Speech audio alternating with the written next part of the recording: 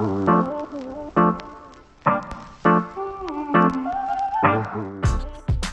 hey, Sarah, thank you for doing this with me. I'm so excited to chat with you. I just want to give everybody a little bit of background. We've been friends for a few years now, right? And a lot in common as far as being creatives, and you have your own creative business. But we're going to actually, what I'm interested in talking about is more along the lines of food and cooking. And the thing that I'm fascinated with is the fact that you have 4 children, all boys, and yeah, just wow. So We go through a lot of food. go through a lot of food. So I think everybody has their way of like managing stuff. So like, what have you found that has worked for you with, and you can, and if you want to talk about it in context of, normal, quote unquote, normal life, and then, how things might even too with COVID and being home and Yeah. lots more Yeah. dishes or It's definitely a lot different. I mean, if we think about like pre-COVID, it was only dinner really that I had to worry about. And now it's like 18 meals a day when it comes down to 18 years ago. like when I sat down, it was like 6 breakfast, 6 lunch, and 6 dinners, like every day. Like no wonder we're spending thousands of dollars because Mm-hmm. when they were in school, only one of them brought their lunch every day, and it was like a peanut butter sandwich, and Mm-hmm. like it was really basic. And the other ones bought their lunch, and so now it's like just trying to manage making sure we have food in the house for all of those meals Yeah. every day. And so do they make their own breakfast? Yep, they all make their own breakfast.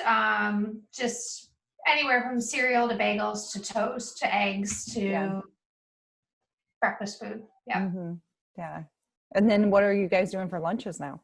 So when we first started, I made a point of like stopping everything and preparing lunch for everybody every day at the same time, because what I found was if I didn't make their lunches, then nobody would make their own lunch, and they would continue to just snack Snack. all day. They would just Yep. be eating chips and Mm-hmm. crackers all day long.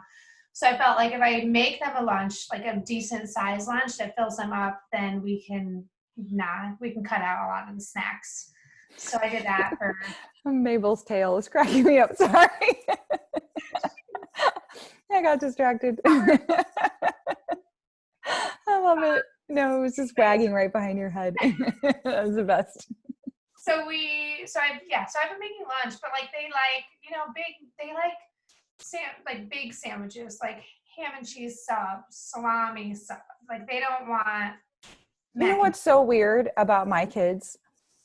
Neither of them at home will eat a sandwich with like bread. They right. will eat the lunch meat separate and then not have bread. Like it even, and they both still like their lunches packed for school or taking lunch. They might buy a snack or something like that, but they only want the lunch meat. They don't want the bread. So it's just so weird like that. But I'm like, fine, I don't care. Like, Yeah, mine won't. None of them will eat. Only my little one will eat peanut butter on bread, like mhm. regular bread with peanut butter. But the other three will not eat a peanut butter sandwich, and they will only eat a sandwich if it is on like a freshly made bakery roll. So it can't even be like a prepackaged sub roll. It has to be like from the bakery, at the grocery store. Um, I love it. That's that some was high standards there. That's some high that was standards. our biggest challenge, was making sure how are we going to make sure we have enough fresh bakery rolls in the house at any given time during this quarantine. Well, we Mhm. can only go to the store like every once a week. But the first few weeks before we were in official lockdown, I was going like every few days just to keep getting more stuff and stocking up. Get into a rhythm of it, right? Like Yeah, once, yeah. yeah. Hmm. So, but they like their subs, like, and they have to be. They love them like open faced in the oven with like hot ham, melted Swiss Hmm. cheese. They're pretty gourmet with Yeah. their lunchtime Yeah. sandwiches. I might have to borrow some of those ideas. I think today Evan made himself, so he put down the roast beef, and then he put down a layer of cheese, and then he put a pickle on it, and then he likes to put garlic salt on top. And I was like, okay, I mean, like, if that's what you like. Did he eat bread or just plain? No bread. He just rolls it up, Oh, yeah. And I mean, he does eat chips, so it's not like he's like truly low carbing it or whatever, but Right. but that's pretty funny. Yeah. So then what do you do for dinners? Like, how do we've talked about this before, like, do you menu plan, or do they help you cook, and are they picky? They are picky. The two little ones are pickier. The older two will eat anything that we make. The younger ones are not. So they're very picky. But Or I like to say, they're opinionated. they don't like sauce. They don't like vegetables. They just like everything plain. Like last night was the best night of the week for them. They had spaghetti with butter and Parmesan cheese on it. Oh my gosh. What is it about that? What are their ages again? 15, 13, 10, and 8. Okay. So, but we usually do, I mean, we don't meal plan. Like, we're not really like hardcore meal planners, but like my husband and I will sit down on Monday and kind of map out what we have in the freezer. This is like COVID style meal planning. Like, what do we have available to eat this week? And how can we make it a variety every night? And just making sure we take out the meat. Like, we don't prepare it ahead of time. We don't meal prep or anything, but just making sure we've got the chicken out of the freezer the day before we need it so that it's ready to go. Yep. And so we just kind of rotate through like chicken. We do turkey. We do ground turkey for tacos once a week. My kids love burritos, so we do like turkey burritos instead of tacos. We do a lot of baked chicken. We do a lot of grilled food. My husband loves, he has a smoker and a charcoal grill and a gas grill. So he has 3 grills in the backyard. And so it's like he does really good smoking, like chicken, like smoking a whole chicken or whatever. Like, yeah, we just talked about that Jason was like, man, should have got a smoker at the beginning of all of this, because he had one and then it basically just disintegrated. So I was like, dang, we should have gotten another smoker and had that in play during he got like the traditional charcoal grill, like that, the egg charcoal grill.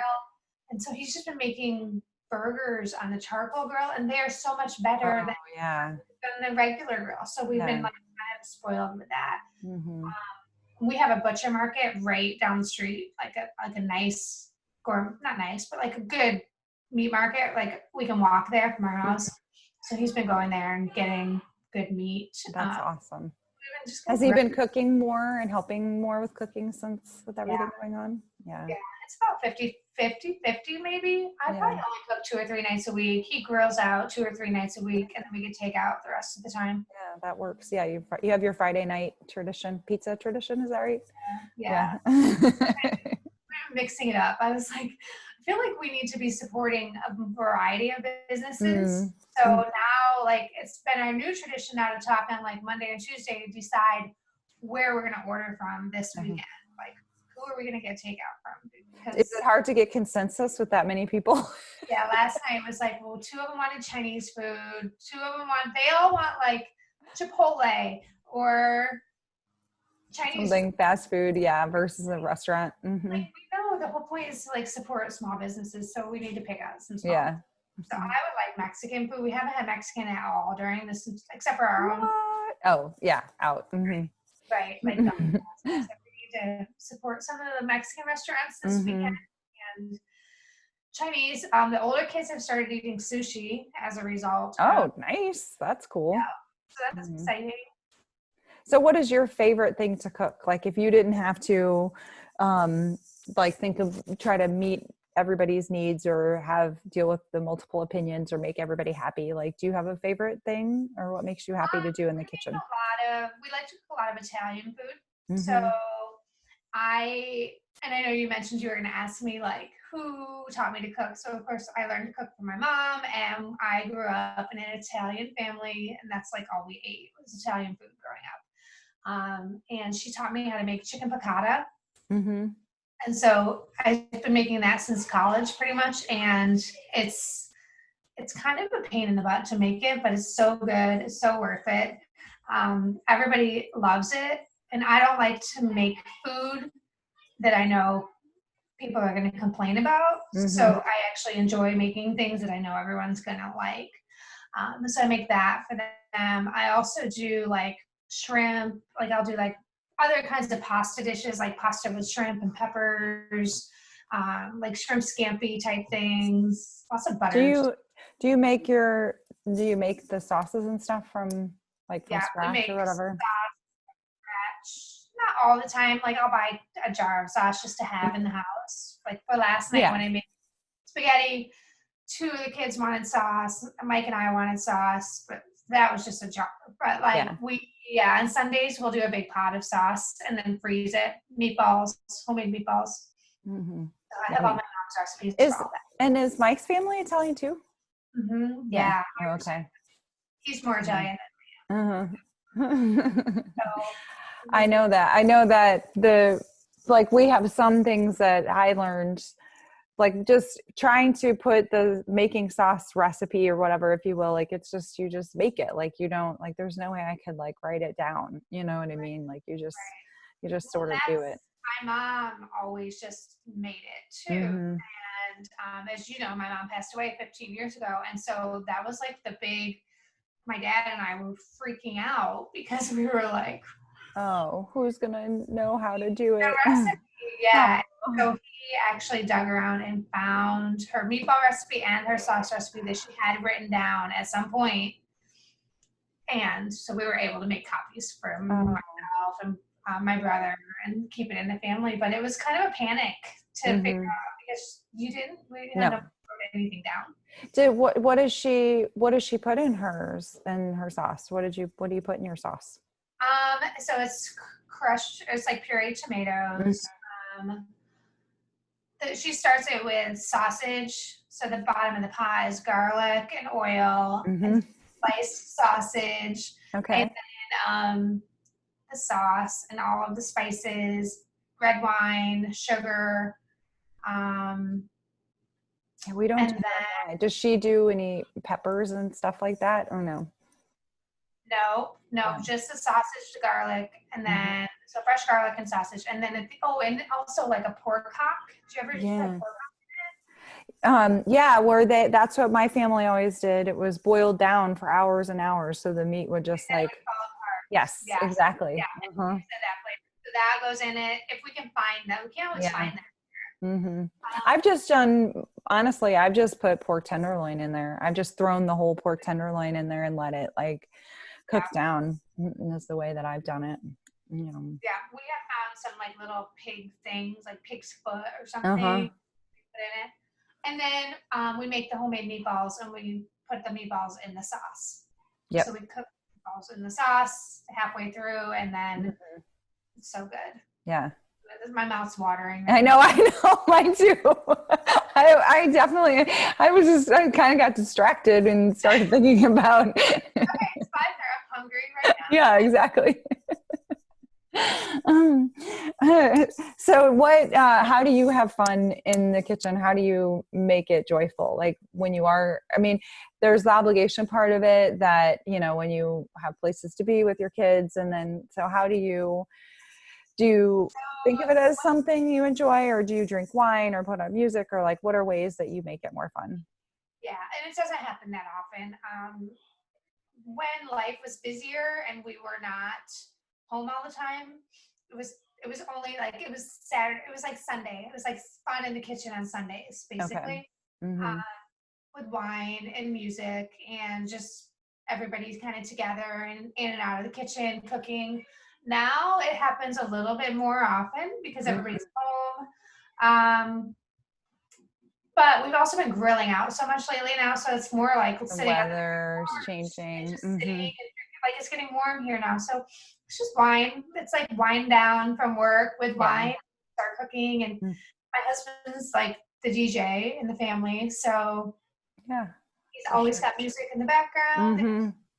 Yeah, Usually, sometimes I'll be like, how come you don't have anything playing? Like, turn something on. Like, it's like really too quiet right now. Yeah. So music and wine. So do you have any kind of tips or anything that with managing that you think is kind of your saving grace with feeding 6 people? I mean, for me, it's just like really trying to keep it as simple as possible. I get really frustrated when I spend a lot of time in the kitchen and then I have kids complaining about what it is. Mm-hmm. Like it just it gets me irritable. So I've kind of just had to learn to be okay with not going crazy with what we're eating, keeping the meals relatively simple, slowly like incorporating new things for them to try. Um, we never have leftovers. That's like the biggest, most frustrating thing is that it's already so much food to cook for that many people that there's really Mm-hmm. never anything left over. Maybe like a little bit left over that gets eaten Like a lunch or yeah, he something. eats it at like 10 o'clock at night when he's watching Yeah. TV, whatever. Mm-hmm. But yeah, no, it's just really trying to keep it simple and incorporating flavors and fun where we can, where we know, like I know that my kids do appreciate Italian food, so I will spend more time there doing that. On the things that they enjoy. We've tried doing Indian food and different flavors, and that just never goes over very well. Mm-hmm. Yeah, that's interesting that way. It definitely happens in our house the same way. Although we have gone to Indian restaurants and they did like it.